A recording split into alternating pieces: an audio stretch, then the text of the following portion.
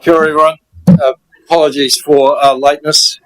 Have just been to the official opening of Peka Peka Dioteki, which will be you'll be able to travel on from tomorrow night.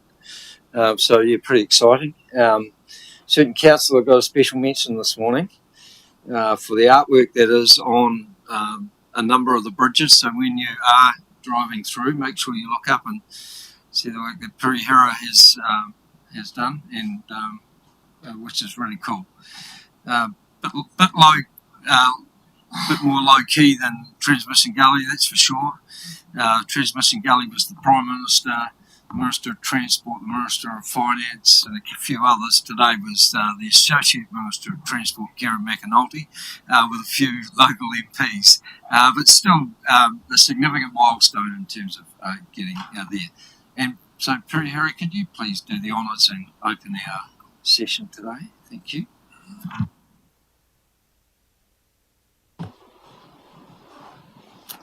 Me noi tātou, hei mua koe ia mātou e hoa, hei tuhu ia mātou e hoa. Nā manaakitanga kia mātou, I roso e te āhuatanga o tēnei rā. Āmini.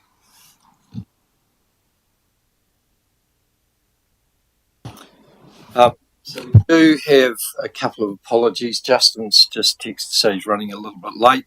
Nina is at a tangi and it will be late. Alan, I'm not sure about, sorry, I've had no correspondence, so everyone else there. So for the first session today is a public workshop which is being live streamed around the options for consultation around the future land use of the landfill. And then we have got a few other closed briefings this afternoon. So, Daniel, all yours. Thank you. Good afternoon. We're also joined online today by Alice and Lindsay from Morrison Lowe. They will assist stepping us through the framework for the business case with further details, some of the assumptions and financials that will come to a report and briefing on the 1st of February 2023. Just reminding everyone that it's only sort of 15 or 20 working days away from today for most of us, spending that Christmas break. So just really giving an update today on that framework, an opportunity for some guidance as to information that you would like us to bring back in the new year, but really just stepping us through that framework around the business case. That will ultimately go out to the community engagement through as part of the long-term plan amendment for a decision on the future landfill in May 2023. So before proceeding into today's briefing, would like to take the opportunity to introduce David McMillan. He's our new solid waste environmental advisor, and I'd like to provide the opportunity to hear a little bit about his background. Thanks, Daniel, and greetings to all here. I'm originally from the King Country, Taumaru Nui, and so don't hold that against me. Not a very good banjo player, but but it was a good start. I enjoyed it. My background in solid waste has probably started in Ruapehu District Council, where I worked there for a couple of years, and then eventually moved on to Manawatu Council and shared service with Rangatike. And there I had quite a bit of experience for over 8.5 years running the solid waste for those two districts. That involved looking after quite a few landfills that have been closed, notably Fielding, Tangi Moana, and a few other smaller ones that were there as well. So it's been quite a while in that area, and I've also rolled out curbside collections for Fielding with the wheelie bins and crates, and we had numerous village recycling setups like you've got here, very much the same, and so quite familiar with the ins and outs of those, and also in the regulatory space as well. So I look forward to meeting you all and sharing in the future plans for the Hora Whenua. Thank you. Thank you, David. Week 2 in the solid waste role, and coincidentally decision last week on old dump remediation. We've got the man for the job sitting right here to support rolling out that work into next year. So, yeah, great to have David on board. On that note, I'll look to hand over to you, Alice, to step us through the presentation.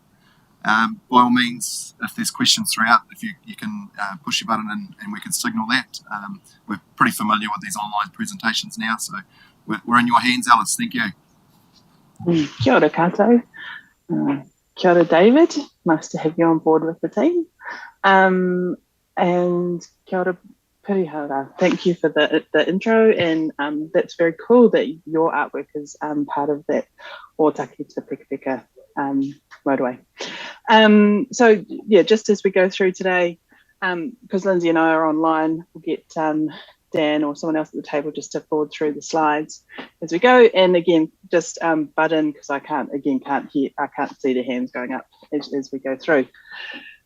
So we've come to the last session we'll have on the Levin landfill for 2022. But as Dan said in his intro, this is sort of a bit of a intro to the financial modelling and the options and how that all comes together with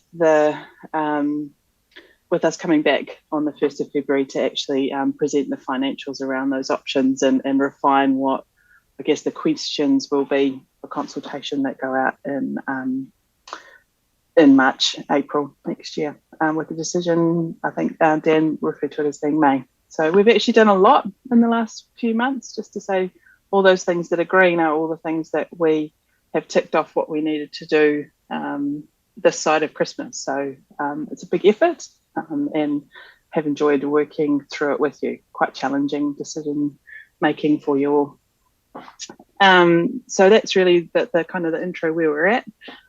Next slide. So today, this is really just, as I said, providing a bit of an update. And I think for me, just that kind of give you a flavour of what's going on, what some of the approach we're using for the financial modelling and how those options we've been talking about fit into that.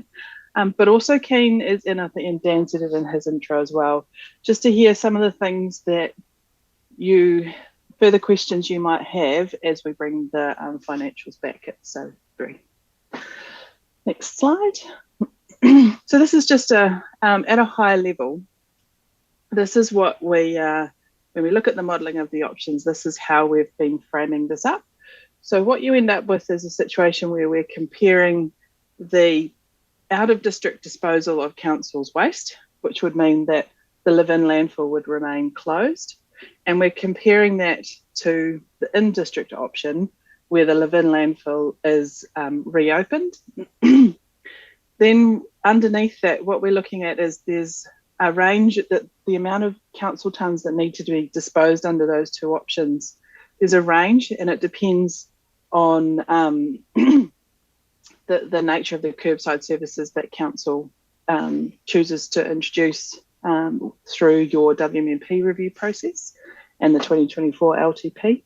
So we've modelled both the low end and the high end of that range of council disposal tonnes.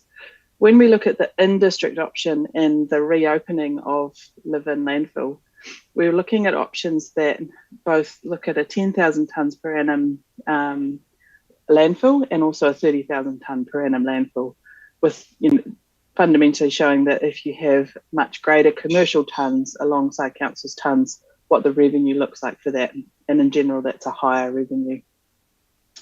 When we come back, what we're wanting to do is say, in district, there's a whole lot more revenue generated, and what is the gap between that and if you have to send waste to an out-of-district landfill. And when we look at these alternative uses, it's that bit in the middle about what revenue can be generated from them and how much needs to be recovered to bridge that gap. And in saying that, some of that revenue, it may also be cost savings instead of or in addition to the revenue. For example, if you're looking at using resource recovery facilities that are in your district, then the travel distances and associated costs are less for your community, although other waste or material coming into those would travel further. And there could also be some reduction in the HDC waste that goes to the out of district that, again, these opportunities create the potential for savings from. So as we go through today, this is sort of the framework that we're using, and we're just going to unpack that a little bit for you just to show how that all comes together. Any questions as we keep going through? Yeah, I've got one for you. So in regards to the in-district disposal, you're going to model this on best case scenario of what you guys think will actually that would make, or are you going to base this on historic figures of what our Levin landfill has made, which has been not terribly much under the way it was managed? So we're going to do this is theoretically what it could make. So we're just working through the assumptions at the moment, but we're likely to assume a disposal rate that is consistent with what you see at other landfills, for example, in the Wellington region, or what Bonnie Glen may advertise its gate rate to be. Just to say, if you have a commercial manager who's running it, this is what it would be, so that you can get a real sense of the total gap that you're looking to close. But also in presenting that, saying that's what it could be, but to also highlight some of the challenges of actually being able to achieve that as well. But I think, as you said, you've had a lot of that discussion to date around those challenges. Okay.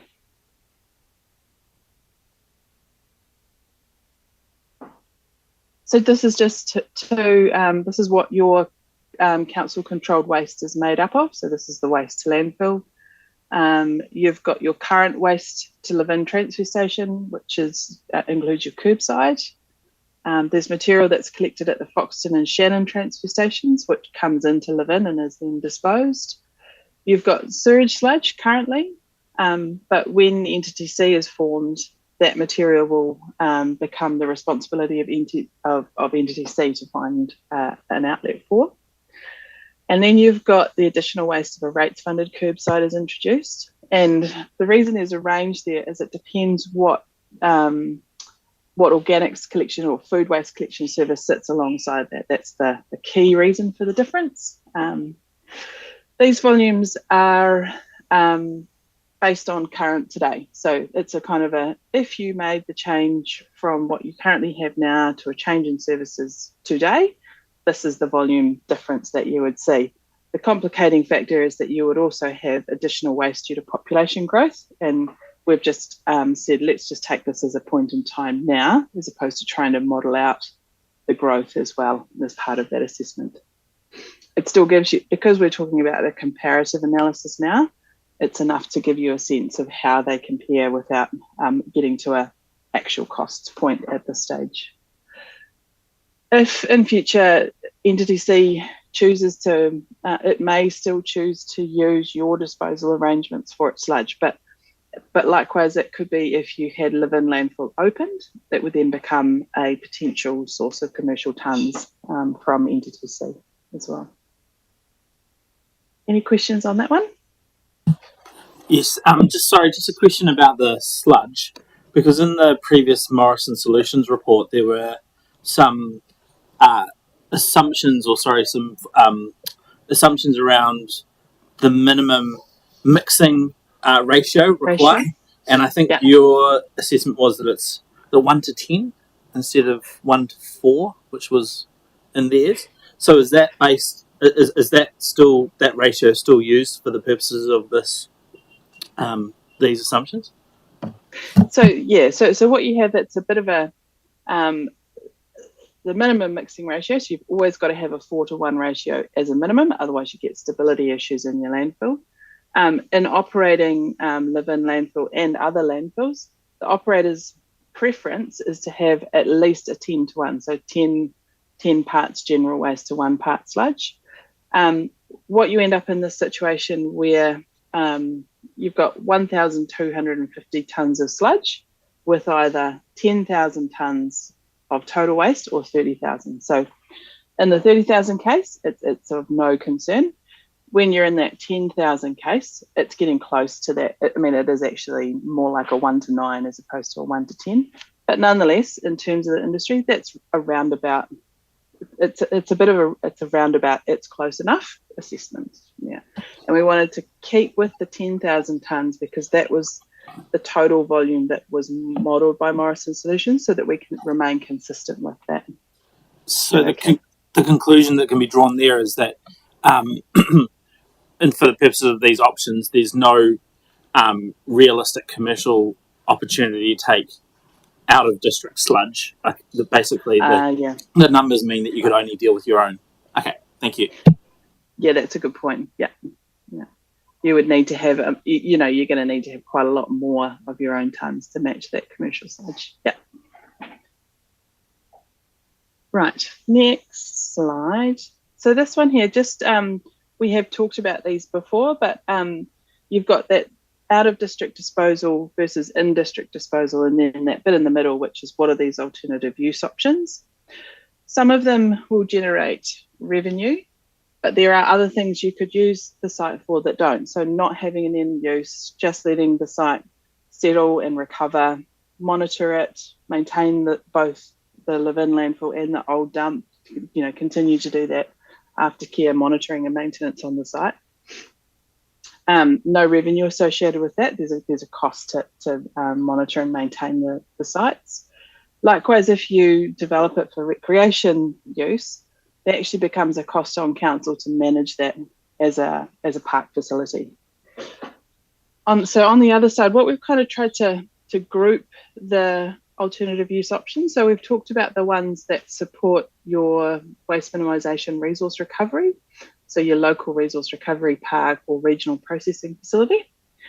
Then you have fill site options. So one option is the clean fill. And then you also have between a clean fill and a general waste landfill, which Levin landfill had operated as in the past. You also have fill sites that just accept construction and demolition material, or they accept managed or controlled fill, which is those sort of lightly contaminated soils. And there's two categories of those within the landfill guidelines in New Zealand.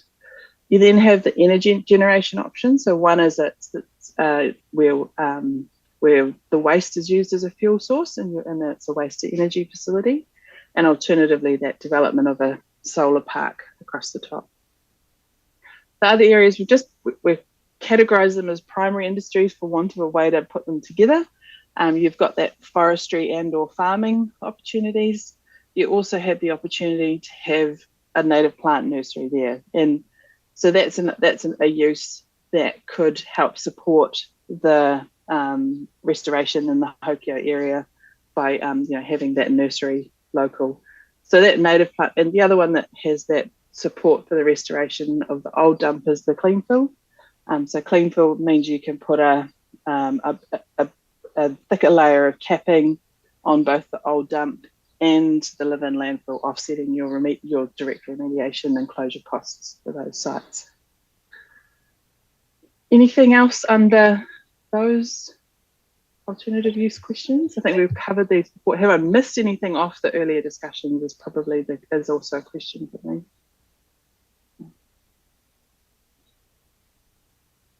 Keep moving through.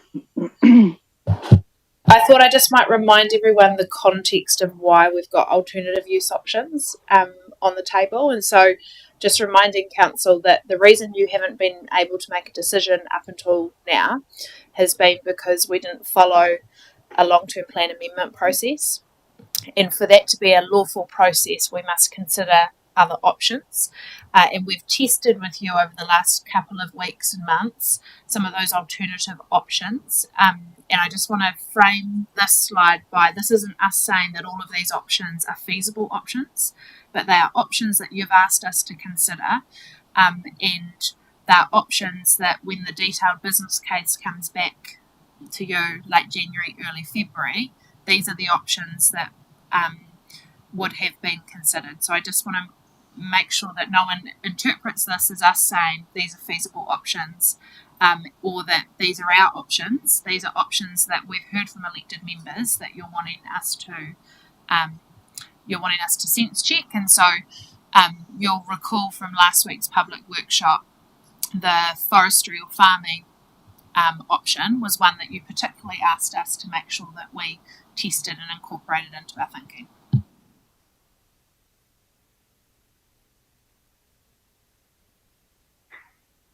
Just a quick comment on this one to say that there's the alternative uses and they're not discrete. They can be combined together to form options.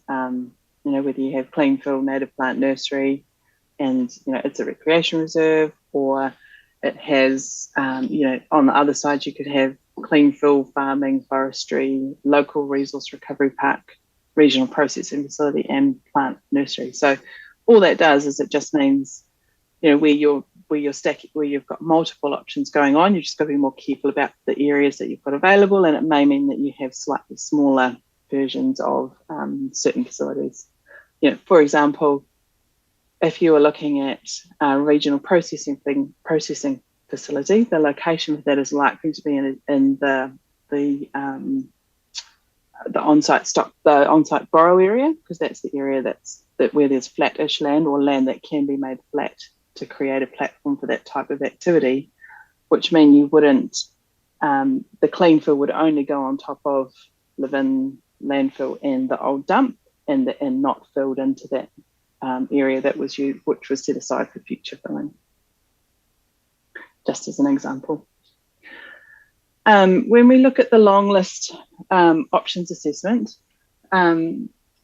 we have basically taken all of those alternative uses and looked at how they score against the objectives that we developed at the last workshop for the Levin landfill. So, the supporting council's waste minimisation and climate change objectives, restoring mana of Hokio, meeting council's existing consent obligations, generating revenue, and protecting the environment from harm.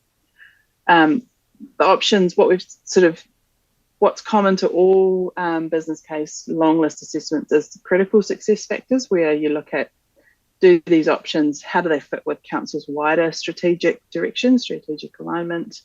What's the value for money and affordability? Are there suppliers that have the capability to complete those uses? And what's the achievability of those? So we've done some scoring in the background around those options and how they sit against those different objectives. And some of those are a bit of a trade-off.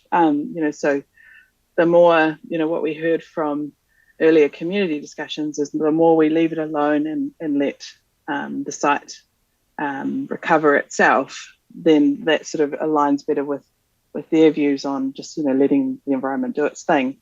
But if you do that, then the trade-off is that you can't generate revenue from the site. So that's part of this sort of looking at these broader options. But I just wanted to check that, having framed the earlier discussions into these 5 objectives, that they looked, that they still reflected what had been discussed earlier, and just if there was any feedback on that before we finalise the assessment itself. Sam here. We had quite a bit of discussion at the last workshop just about some of the it's the generating net revenue. I'm just not sure if that still frames the way that we were, or that certainly a couple of us were thinking, because it was more about offsetting or reducing, or the scope to reduce and offset there's some of those long-term costs associated with remediation and all that kind of thing. But there was also a second component, which was the affordability component. And so, for example, last week we went and visited a factory here in Levin, and they told us that since the Levin landfill had closed, their waste costs had gone up 8 times. And so I'm just not sure how that's where that's reflected in there, because it's just in terms of that balance of impact on customers or potential people, the general public, not just us as a council. Yeah. So in the critical success factor, so one, there's this kind of, you bring on a new use and it costs you to undertake that new use, but is it generating net revenue that can help drive down your costs? So that's what we framed that part. But that wider conversation about is it overall value for money? Is it the right solution at the right time at the right cost? And also affordability. Does council have funding available to fund what is proposed? Also allow some of those other wider impacts to be assessed through this approach. Is that okay? So would it be helpful just for the context that the wider business case would pick that up as part of the out of district cost versus in district? Then the revenue and these option assessment against those objectives is part of that filling or recovery of the gap. Yeah, so that's sort of how that was tailored in terms of the objectives.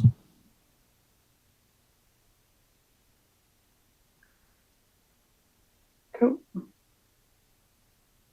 So this is our initial ranking on these, on how the scoring brings them through.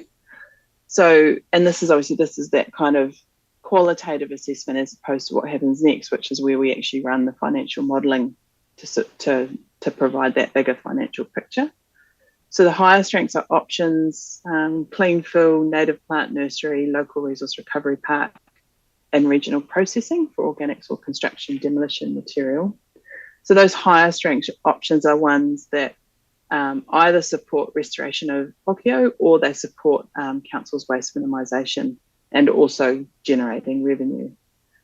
The mid-ranked ones were forestry, farming, recreation and no use. And on the lowest ranked end, general waste landfill, the other fill sites, and also the waste to energy and solar park. So if we just look at that end, general waste landfill, I mean, that's the continuation of keeping Levin landfill open.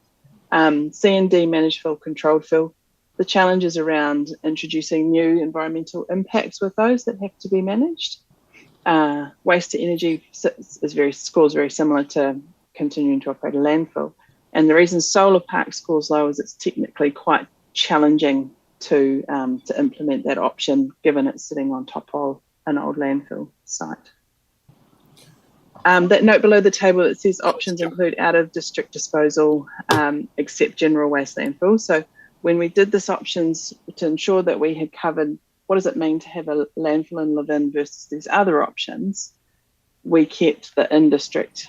So we had the landfill and disposal in district alongside the other options. So if you're not doing the general waste landfill, all of the other options involve out of district disposal. And I hope I explained that right, because I can't see whether you're looking puzzled in the room. Alice, can I ask you a question?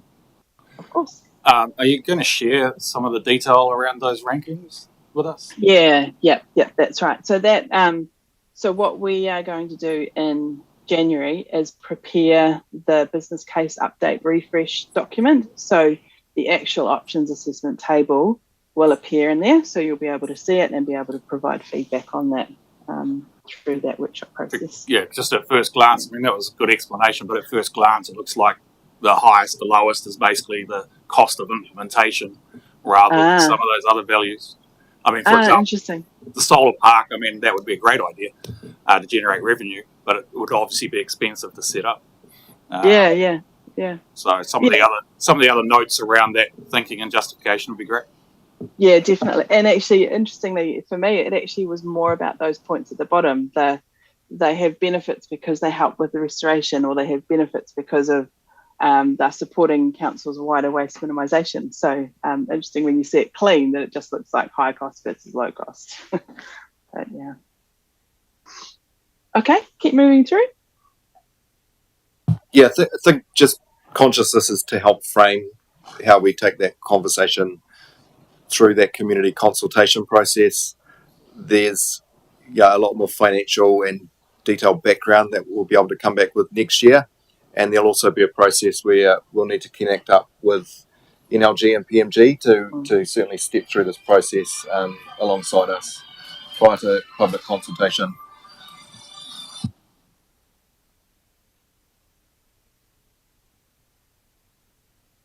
We go to the next slide.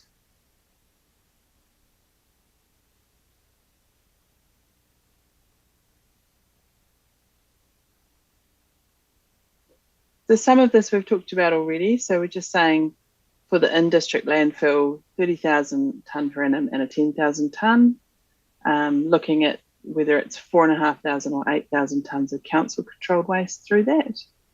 I guess the more that you have council-controlled waste going through, the more cost is looking to be offset with revenue from commercial waste. It's then compared, and we could have put these around the other way, but the out-of-district, compared with the out-of-district disposal option, which is where it remains closed. And we've talked about that gap being the landfill, the revenue opportunity between them. And I say it, that when you're looking at keeping the landfill closed versus reopening it, there is a lot of revenue to be gained from reopening it, but it comes at a sacrifice of the other, it comes with some big trade-offs in terms of, what it means for the Hokia community, for example. So it's that kind of giving you a picture to say, if I dispose out of district versus in district, what's the revenue I'm giving up there? But what else could I do to fill that gap instead? And the modelling we're going to do now is the comparative modelling, so that we can get a good understanding of honing in on what the real differences are between the in-district versus out-of-district disposal. And from that, the cost will then go back into the LTP budgets that then go into the LTP amendment for next year. And so it means that things like the existing landfill debt are common to the options, and therefore we've just excluded it at this point in time. But once it comes to developing your LTP financials, the fact that there's an $8 million debt there is part of the financial picture that you're trying to close. Likewise, aftercare of the old dump, for example, is common to all options. So at this point, it is a cost, but it is something that gets added on after the comparisons are made. Any questions?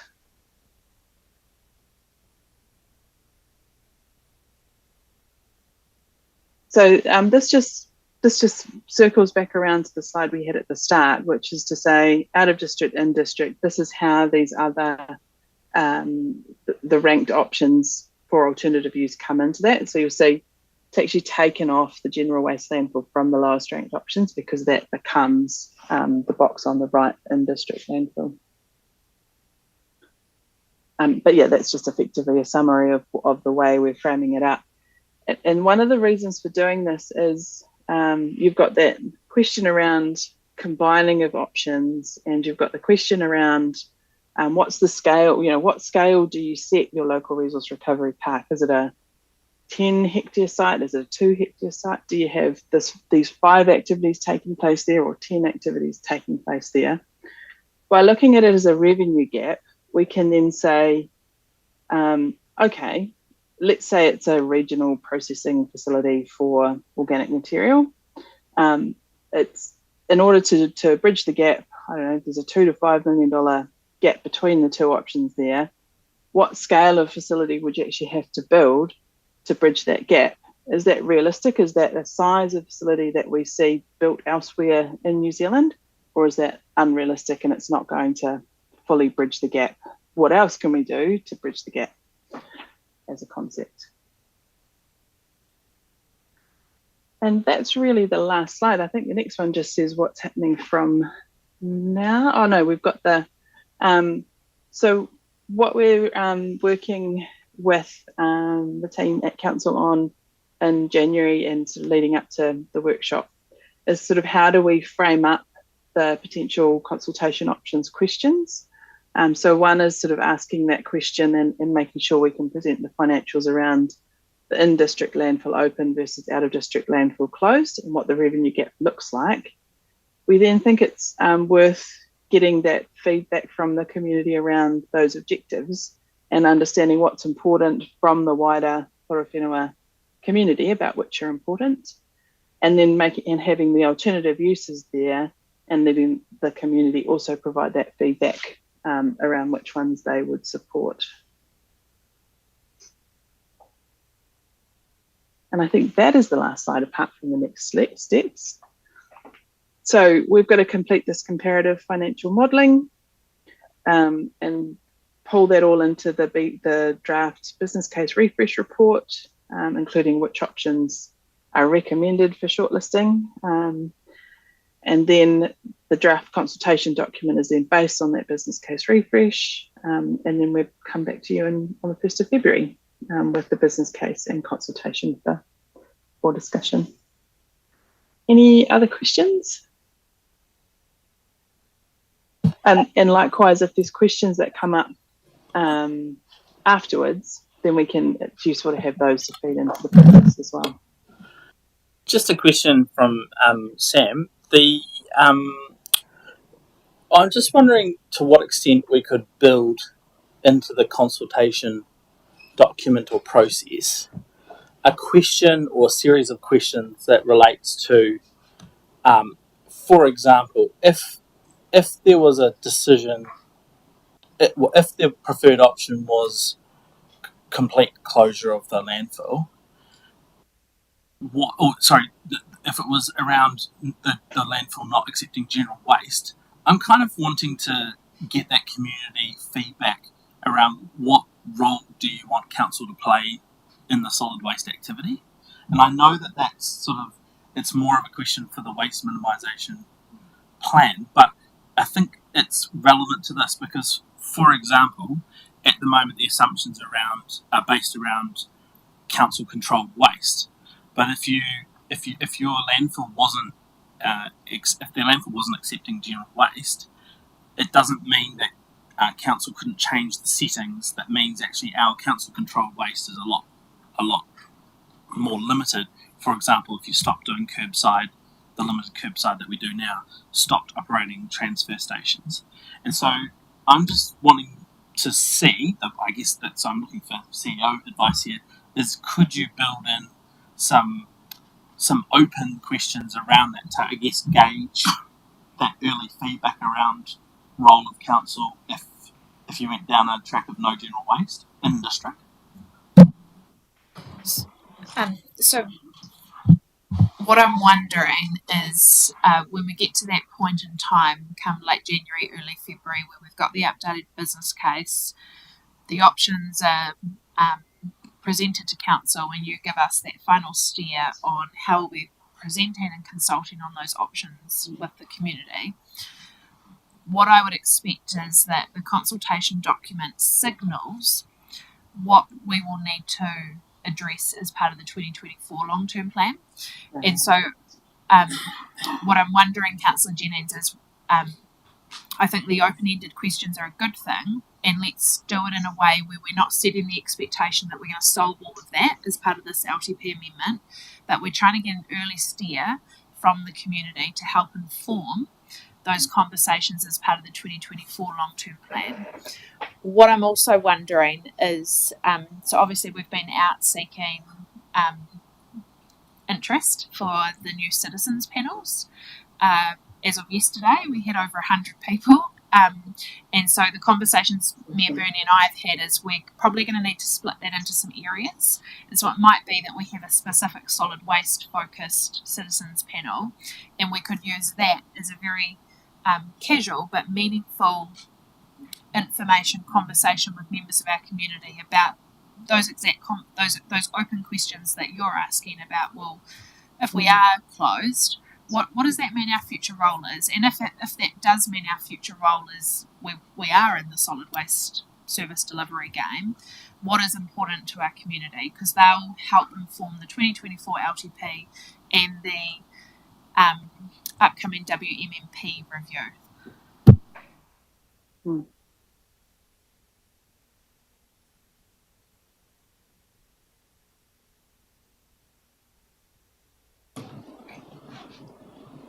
Yeah, obviously the numbers would be helpful. We don't have those today, and that's the process is to bring those back in the new year, and then we quite quickly need to roll that up into the LTP amendment consultation document. And so really it's getting a steer around the table today of an understanding of this approach to look at the costs for out of district, with the 4.5 versus 8, the in-district, and that there's an emerging opportunity to consider whether along future use, if the landfill closure decision was made in May, is there an opportunity to offset some of the the financial burden from that, which we get to get those exact numbers on. So that's really, in terms of February, once we can see those numbers, it'll be a lot easier to understand, what the gap is, and also through community consultation to understand which of those emerging options could be considered ultimately in that decision-making process in May. So really, between now and February, the numbers will be developed, brought back. There's a very limited opportunity to shift from this framework. So really, any direction today that we could receive or questions around the understanding of that would be really helpful for the team. Alice, I was just wondering whether when we do the financial impact analysis, whether there is an opportunity for us to kind of add an assessment to break it down to the economic impact on an average household of some of these options as well. Because I think when we're talking about the various options with our community, I think it's really important for us to understand the actual household cost per capita when making the decision, because most of the community won't give it a thought as to what the cost of closing a landfill and going with option A, B or C actually means to the bottom line. So it's translating a little bit to the economic harm that Sam's alluding to from a commercial perspective, but and in some ways I look at a commercial perspective as the commercial cost of running a business, so that those businesses have to suck up that cost. But I think it's really difficult for us to adopt the same position on the average household of our community. So I would like to, and I know it won't be easy, but like to see some form of commentary around the actual economic impact on the average household. Yeah, so I think just to say that when we come back for the financials, it's not just one number for out of district versus in district, that there is that sort of, what does it mean from an overall cost perspective, or what does it mean from a ratepayer cost perspective? And I think taking that to that next step of what does it mean for a household, we might be able to say this is what it means, this is the cost divided by the number of households. It gets more complex when you're thinking about the curbside service as well, because that whole shift in cost from a private household paying for a private collection service versus the household paying for a council collection service, it's a transfer of where the cost takes place. So we may need to explain that. So it may be more of a explanatory sort of approach as opposed to some definitive numbers, but there'll be some indications around that. Yeah. Is that okay? Yeah, that's fine. Thank you, Alice. It does also introduce the concept around waste minimisation, that regardless of in or out of district, if we can look at savings there around food scraps or other initiatives, that is benefit to the community, regardless of that decision around the landfill. Yeah, Alice, Ross here. Hey, thank you. First as a comment, then a question. And the question may be to Dan and team as well. The comment is, thanks for the presentation. Particularly like the way you've broken things up into those areas. Very helpful and certainly captures most of what I guess some of us have been talking for quite some time in terms of the whole raft of impacts, good and bad, of this the landfill, etc., and everything that surrounds it. Really looking forward to the business case eventually, and particularly the financial modelling, because that is obviously a big driver to why we're still here talking about this thing. And I think there's a good opportunity, and therefore what I'm seeing is finding a sweet spot where we get the best outcomes across those environments, the social, the cultural, the financial, and the environment itself. So I think we're certainly going in a good direction. I'm really happy about that and looking forward to what comes back in the new year. So thank you. Now, I just want to touch a bit on what Sam mentioned around generating the net revenue. I think, and he alluded to not only the impacts, I guess the financial impacts on council, but across the board, and particularly, again, the business we visited last week, where there's clear impacts already of the decision to close the landfill from a financial impact, and certainly acknowledge what Councillor Grimstone said about businesses having to suck that up, but that potentially could be a couple of jobs for a business, which is not something we want to see, certainly in the current climate as well. So I think it just reminds us of the impacts of this thing across the board. So if any way we can expand on that, the revenue side of it would be really helpful. The question is around, I think it was the second slide. Don't need you to go back to it. It's around, I guess, cutting costs if as our waste goes out to someone else's backyard, cutting costs of the cost of that around minimising the waste. And that's, I think Daniel just mentioned minimisation right then around food scraps. But I guess the reality of that, what is the reality of that in terms of what we currently do? And I haven't seen, I guess I'm looking for a steer what's happening around in other places, and David may well have some answer around that. But the general Joe Bloggs doesn't think about it when they have their wheelie bin sitting there. Fill it up, got to fill it up before the truck comes, because I'm paying for my wheelie bin. I don't want to give it to half empty because I'm paying the same price, so I'll fill it up as much as I can, and that cut out all the flowery stuff. That's exactly what happens. So where is those returns? If we went down that track and simply said, okay, we're going to send all our waste out, we're going to cop the cost, we're going to do some waste minimisation to stop so many tonnes going out. In reality, I guess, how do we do that? And how do you get through to the general Joe Bloggs to not fill his wheelie bin up so much?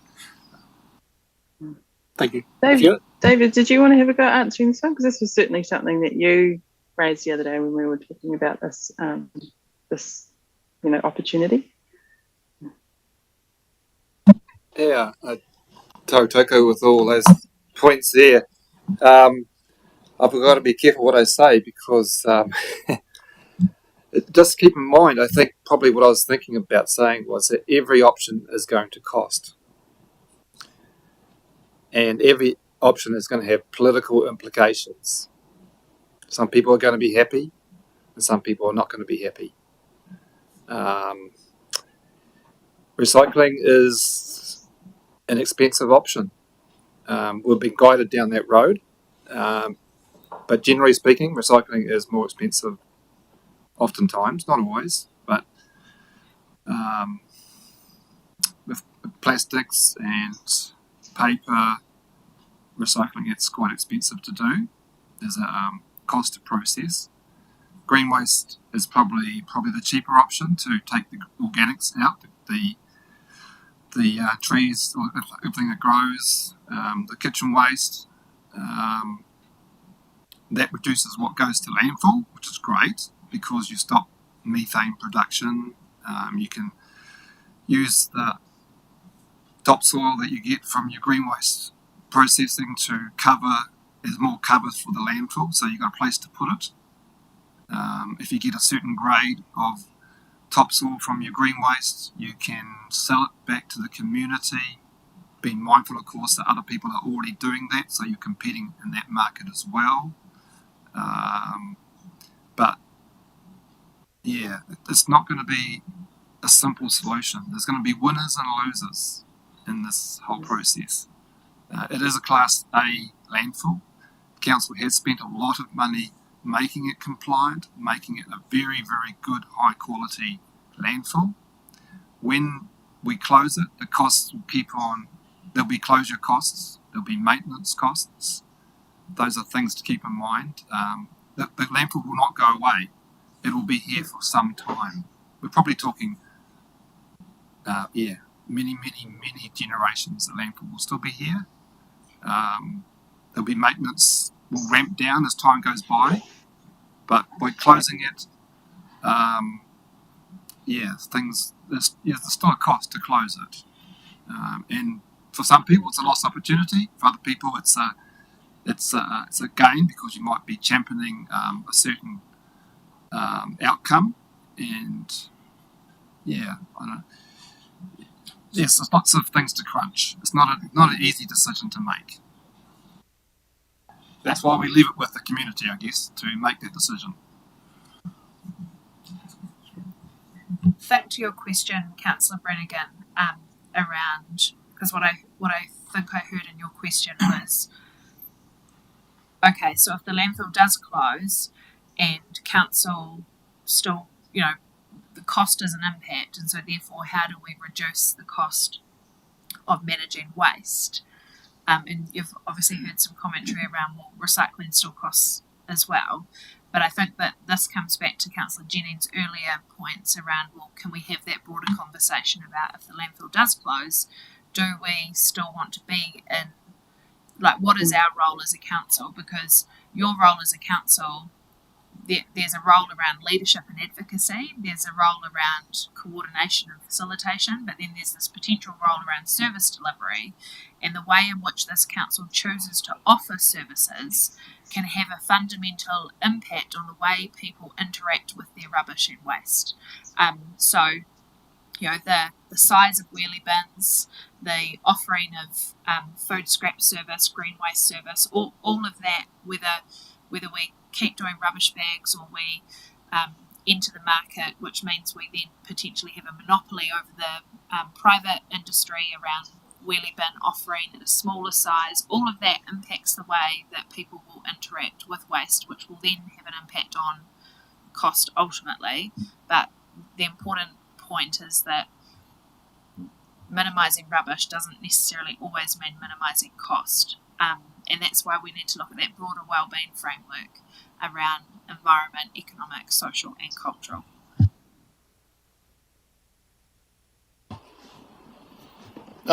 Question for you, Alice, probably.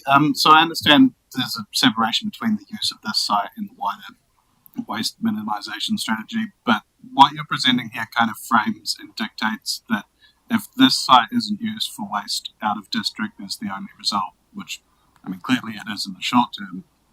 But yeah, the views I've received from the community is that it's this site that they have a problem with.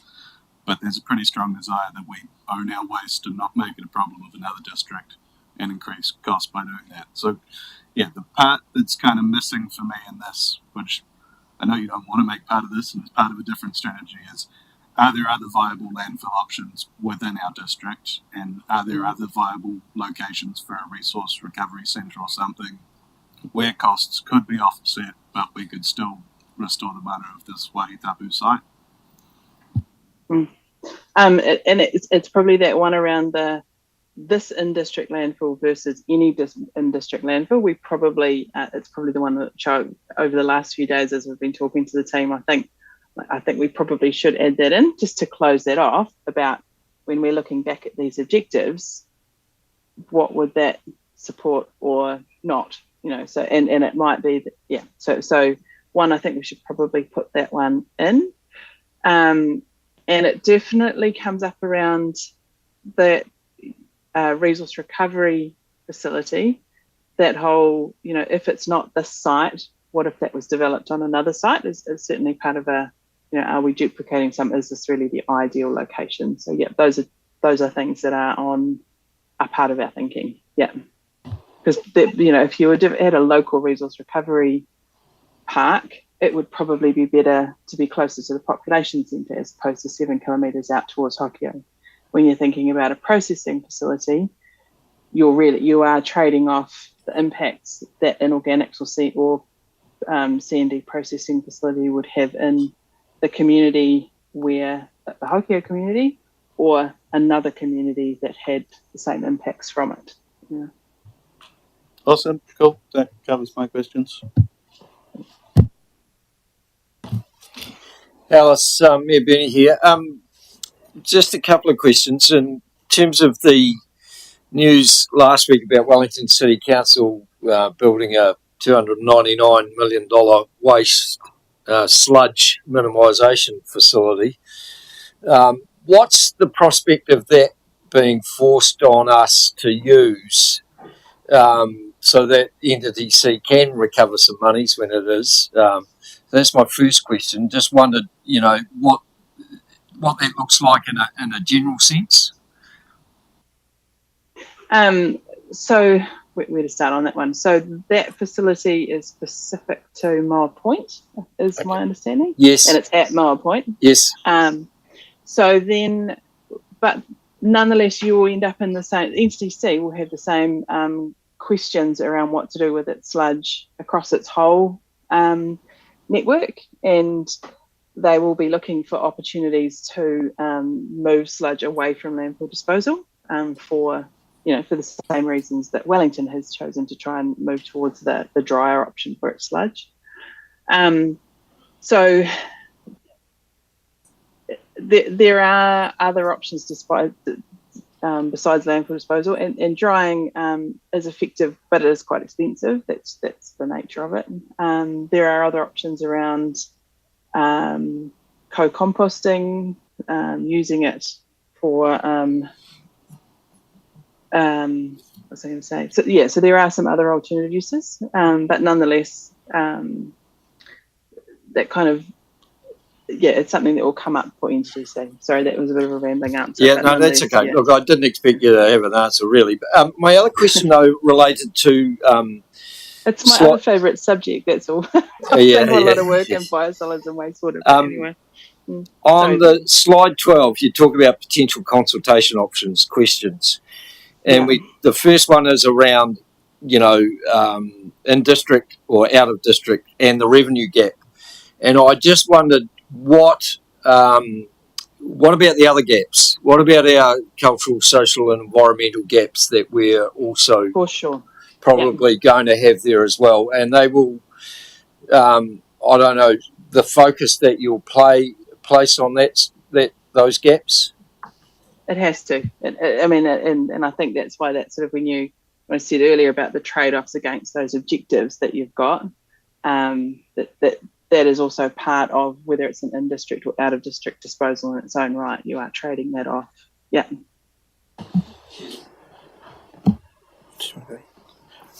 Just a question to Daniel and Monique potentially for the benefit of Councillor Boyle and other new councillors. I seem to recall that in the previous term there was some advice provided to us about the new landfill within district option, because there was a person that was looking at that, but then that option went away. But also, I think I recall that we were given advice that there was sort of a minimum 5 to 10 year time frame estimate as a pathway to a new landfill, and that the sort of the advice given, and I can't recall if it was Alice or Morrison Solutions, but it was estimated between like 5 and 7 years for consenting alone, not even considering construction of a new landfill in district. If I'm correct on that recollection, could we potentially get that recirculated or point us in that direction?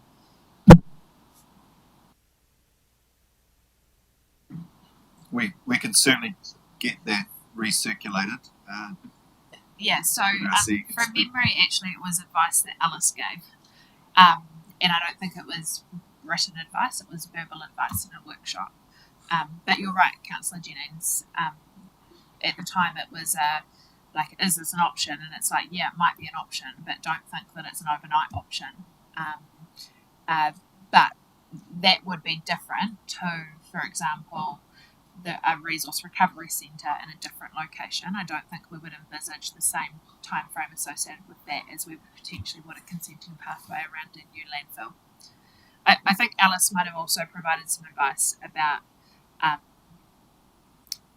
kind of who's building new landfills these days.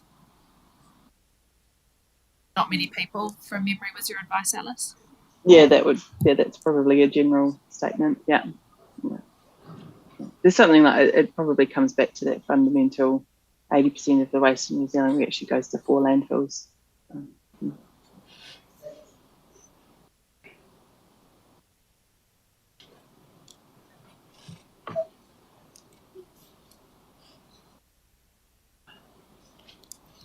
Hi. I think this is a question for maybe Monique or Alice. and it's along the lines, similar lines as the previous councillors around what it means to the household, what it means. Anyway, and how, if I was not at this table but out there, and I'm going to read about this and how I would be, how I would be able to understand simplified is really, presumably if we were, preference was to close it, what council must do, which is obviously we pick up all our rubbish at the parks and reserves, and that's our responsibility. Those are our bins, and we pick those up on behalf of the people. So we must do that, and at the moment we must do sludge. But then there's the good to do. So the must do, and then the good to do, and that is recycling. That is the coming organic waste. And what are the costs associated to those? And what does that translate to the person? And then it's and we can do these, or we do these, and we can continue. But they come at a cost too, and that's the transfer station. That's the rubbish bags that we currently sell and collect. Those things we don't have to do, but we do them. So when you have the must do, the good to do, and the can do, or what we do, it all has a consequence, and when it all has a price back to the person, then it kind of helps you to understand, well, do I want to pay for that anymore, or actually, I do, and I would choose that option, or I wouldn't. I think that's how I would want to read it if I, because this can get quite technical and it's all over the place, but for us who've been over this over and over again, it makes sense. I mean, most of the time. But I'm trying to break it down. If this is for consultation, what does that look like for our people? I think, Councillor Tukapo, you've given us some good tips there around how we can frame it. I just want to make a couple of comments. The first is remembering, Council, that this is a long-term plan amendment, which means that it is audited, and it will go through a hot review of the Auditor General, and that whole notion of impact on household, that is something that they are, excuse the pun, really hot on when it goes through the hot review. Because they want to make sure that the reader can understand this is the impact of this option and this option and this option. Just bringing it back to how you framed it around this is what we must do, can do, could do.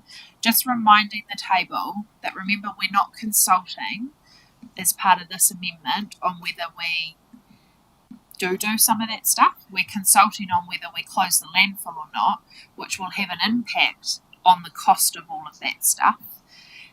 And so when we come to do the 2024 LTP, so the LTP proper, that's when we'll have the really big conversations around, well, do you want a wheelie bin or do you not want a wheelie bin, or do you want us to do this food scrap service or not, and should we build a multi-million-dollar resource recovery centre? So we just have to find that careful balance between trying to have the whole conversation with the community around solid waste when we haven't done that work, versus the discrete conversation around the future of the Levin landfill.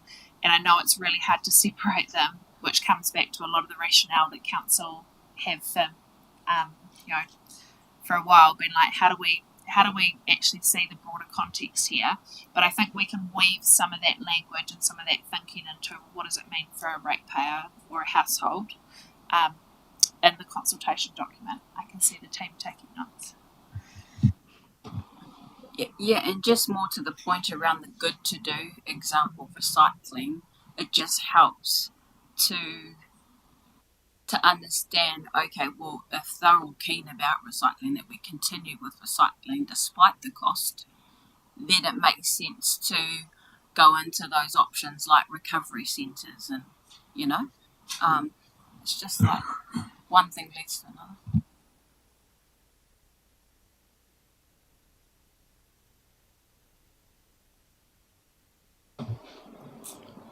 Well, we'll close up there and and see everyone on the 1st of Feb with some numbers and a business case. Alice and team. Indeed. Thank you. Thank you, Alice. Thanks, everyone. See you. Did we want to take a couple of minutes break before LTP? Yeah. Thank you.